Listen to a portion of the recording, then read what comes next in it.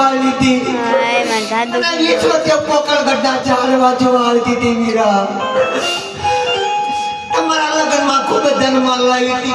દિલ્હીના છોડો લૂટી ગયા ભાઈ ચિંતા ન કરો હવે તમે પોકરણગઢના માર્ગે ચાલતા થઈ જાઓ હું ચોરટો પાસે જઈ કરી અને બેન હું દિલ્હી જવાનો છું તમે પોકરણગઢના માર્ગે ચાલતા થઈ જાઓ